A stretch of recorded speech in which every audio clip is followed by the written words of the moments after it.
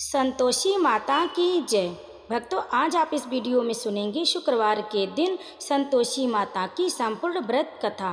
प्रेम से बोली संतोषी माता की जय।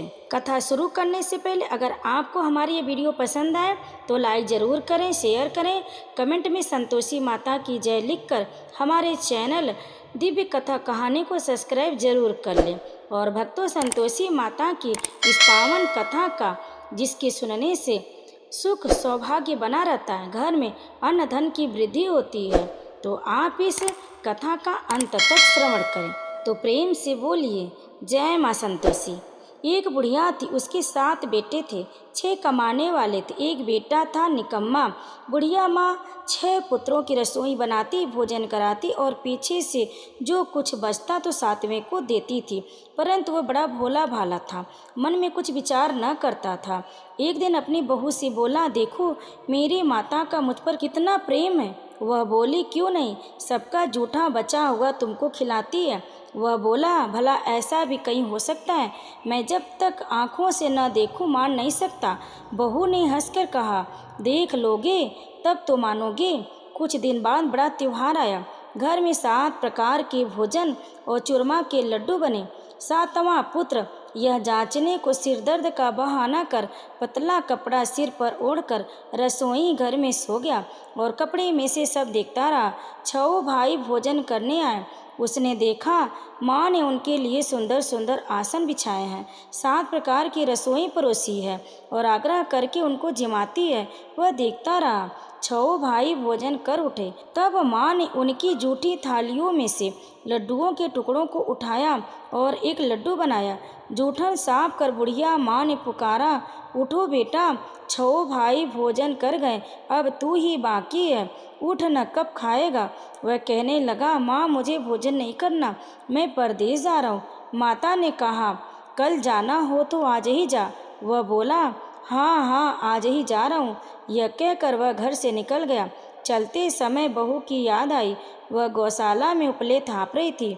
वहाँ जाकर उससे बोला, हम जावें परदेश को, आवेंगे कुछ काल, तुम रहियो संतोष से, धर्म अपनो पाल। वह बोली, जाओ पिया आनंद से, हमारो सोच हटाए, राम भरोसे हम रहे, ईश्वर तुम्हें सहाय।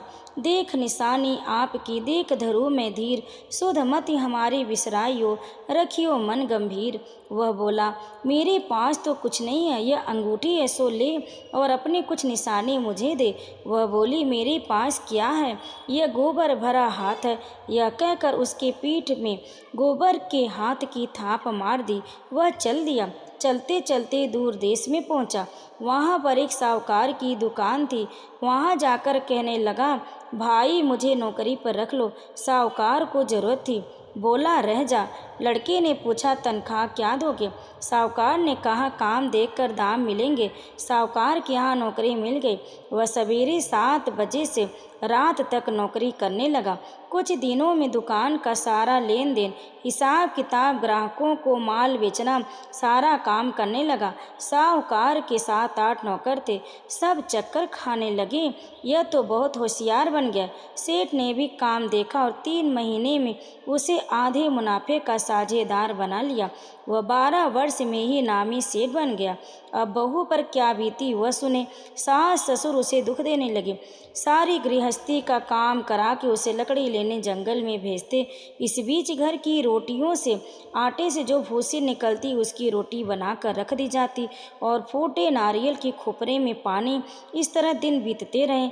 एक दिन वह लकड़ी लेने जा रही थी कि रास्ते में बहुत सी स्त्रियां संतोषी माता का व्रत करती दिखाई दी। वह खड़ी हो कथा सुनकर बोली, बहनों, यह तुम किस देवता का व्रत करती हो और इसके करने से क्या फल मिलता है? इस व्रत को करने की क्या विधि है? यदि तुम अपने व्रत का विधान मुझे समझा कर कहोगी तो मैं तुम्हारा बड़ा एहसान मानूंगी।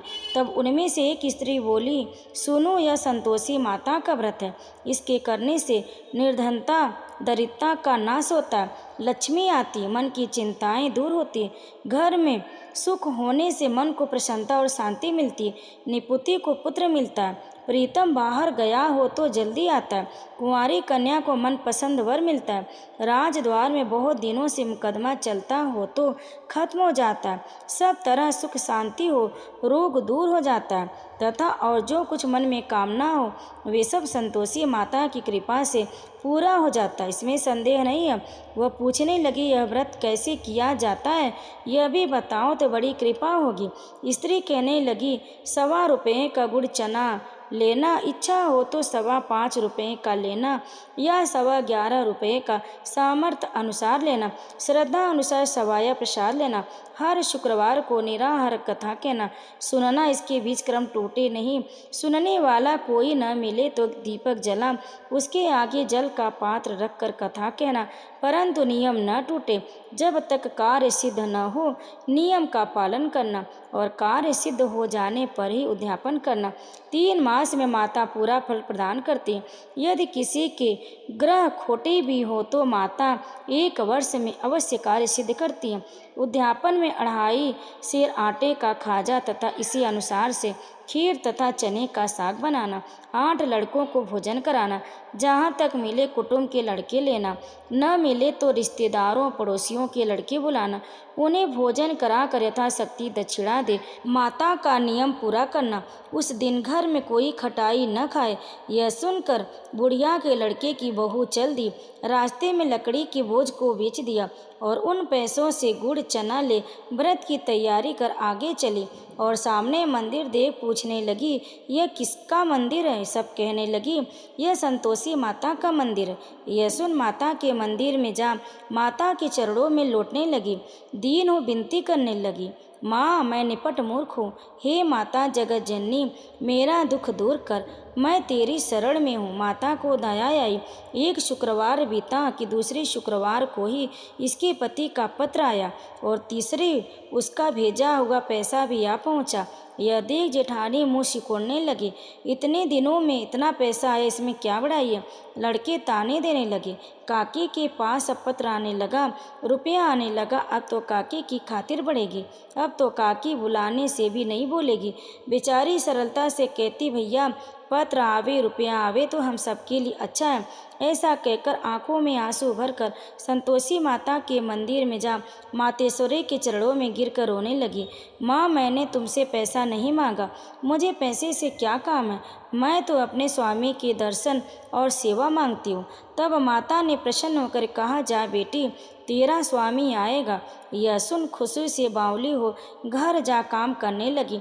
अब संतोषी माँ विचार करने लगी कि इस भोली पुत्री से मैंने कह तो दिया कि तेरा पति आएगा, पर आएगा कहाँ से? वह तो इसे स्वप्न में भी याद नहीं करता, उसे याद दिलाने मुझे जाना पड़ेगा।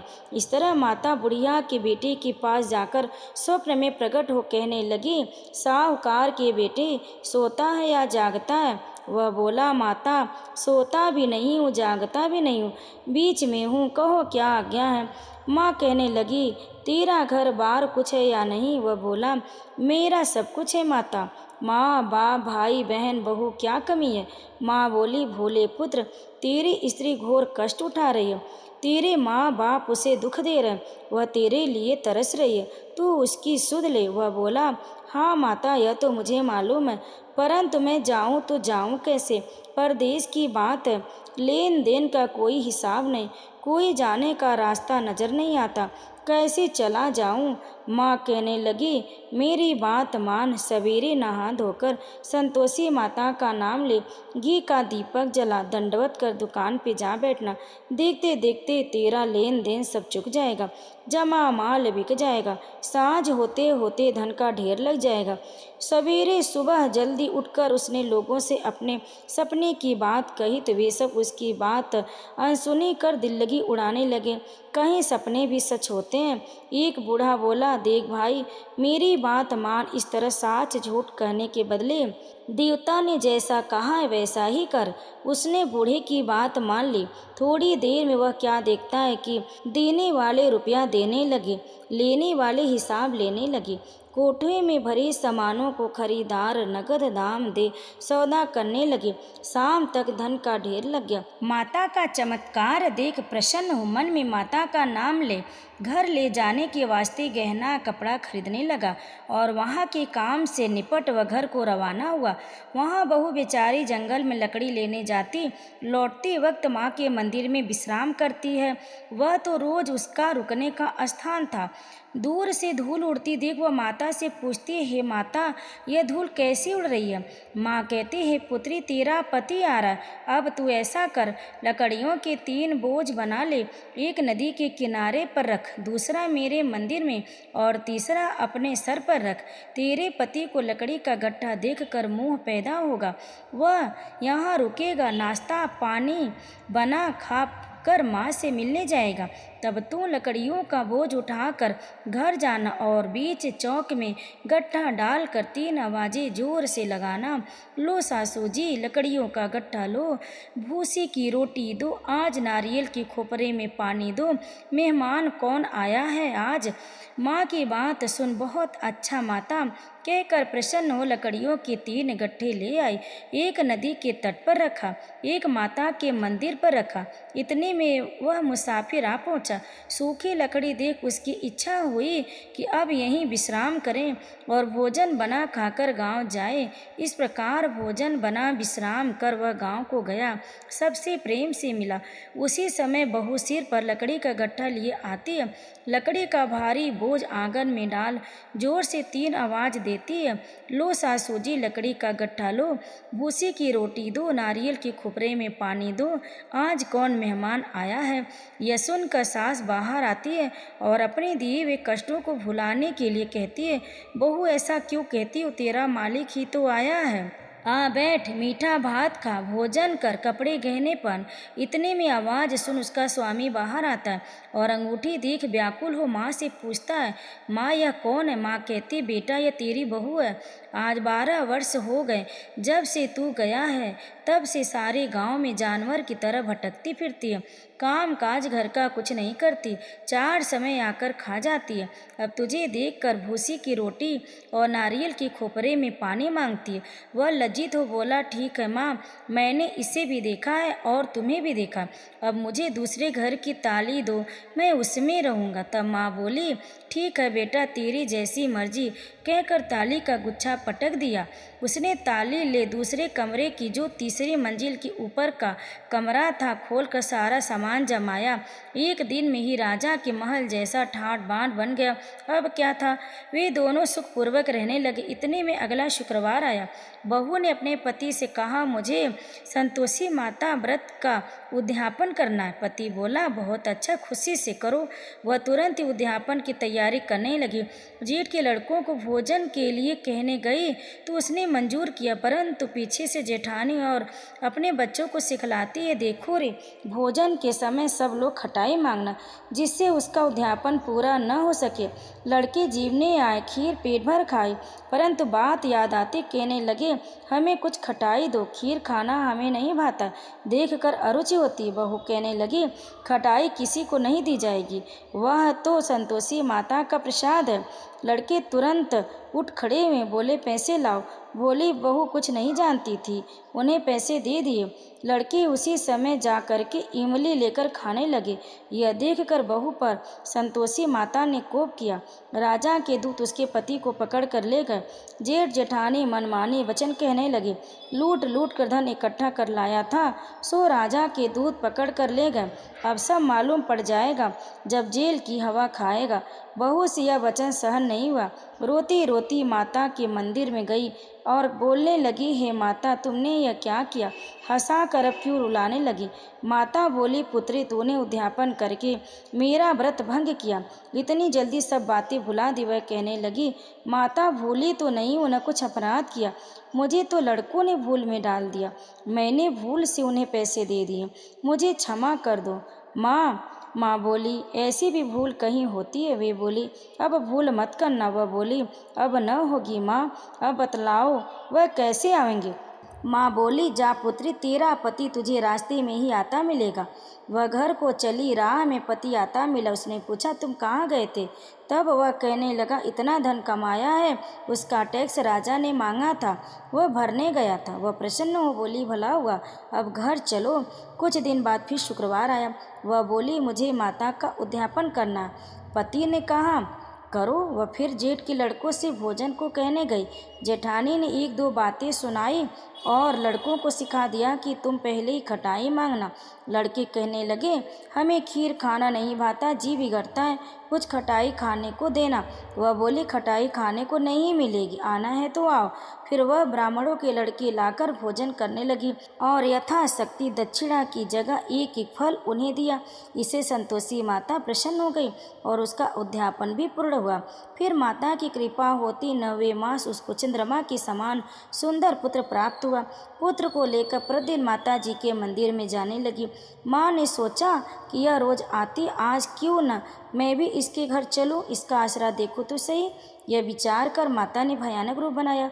गुड़ और चने से सना मुख, ऊपर सूंड के समान होठ, उस पर मक्खियाँ भिनभिना रही थी। दहलीज में पैर रखते ही उसकी साथ चिल्लाई, देखो रे, कोई चुड़ैल डाकनी चली आ रही, लड़कों इसे भगाओ, नहीं तो किसी को खा जाएगी। लड़के डरने लगे और चिल्लाकर खिड़की बंद करने लगे। छोटी बहू रोशनदान में से देख रही थी। प्रसन्नता से पगली होकर चिल्लाने लगी, आज मेरी माताजी मेरे घर आई हैं। यह कहकर बच्चे को दूध पीने से हटाती है। इतने में सास का क्रोध फूट पड़ा। बोली, अरे रांड, इसे देखकर कैसी उतावली हुई है, जो बच्चे को पटक दिया। इतने में माँ के प्रताप से जहाँ देखो वहाँ लड़के ही लड़के नजर आने लगे। वह बोली, माँ जी, मैं जिनका व्रत करती हूँ यह वही संतोषी माता है। इतना कह झट से सारे घर की किवाड़ खोल देती। माता के चरण पकड़ लिए सभी लोगों ने और विनती कर कहने लगे, हे माता, हम मूर्ख हैं, अज्ञानी हैं, पापी हैं, तुम्हारे व्रत की विधि हम नहीं जानते। तुम्हारा व्रत भंग करके हमने बहुत बड़ा अपराध किया। हे माता, आप हमारा अपराध क्षमा करो। इस प्रकार माता प्रसन्न हुई। हे माता, बहू को जैसा फल दिया वैसा सबको देना। जो आपकी यह कथा पढ़े या सुने उसकी मनोरथ पूर्ण करना। तो प्रेम से बोलिए, संतोषी माता की जय।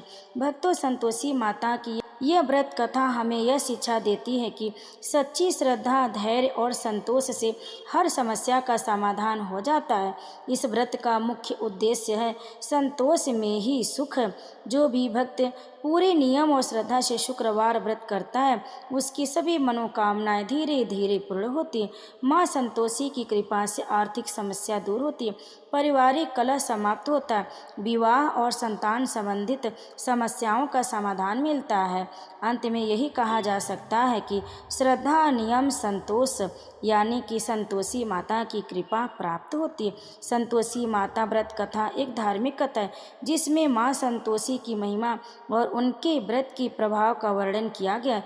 इस कथा को पढ़ने और सुनने से जीवन की समस्याओं का समाधान हो जाता है। हर शुक्रवार को यह व्रत रखें, गुड़ और चने का प्रसाद चढ़ाएं, कथा सुने या पढ़ें और खटाई का सेवन न करें। अंत में आरती करें और प्रसाद वितरित करें। संतोषी माता के व्रत से धन की प्राप्ति होती है, संतान सुख मिलता है और मन में जो भी मनोकामनाएं होती हैं सभी संतोषी माता के व्रत से पूर्ण हो जाती है। उनके आशीर्वाद से हर कार्य सफल हो जाता है। तो प्रेम से बोले, संतोषी माता की जय।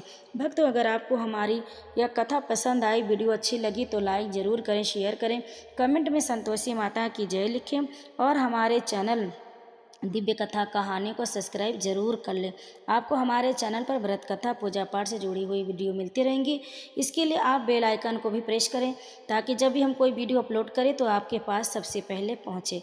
तो आप वीडियो में अंत तक बने रहें। इसके लिए आप सभी भक्तों का बहुत बहुत धन्यवाद। प्रेम से बोलिए, जय माँ संतोषी।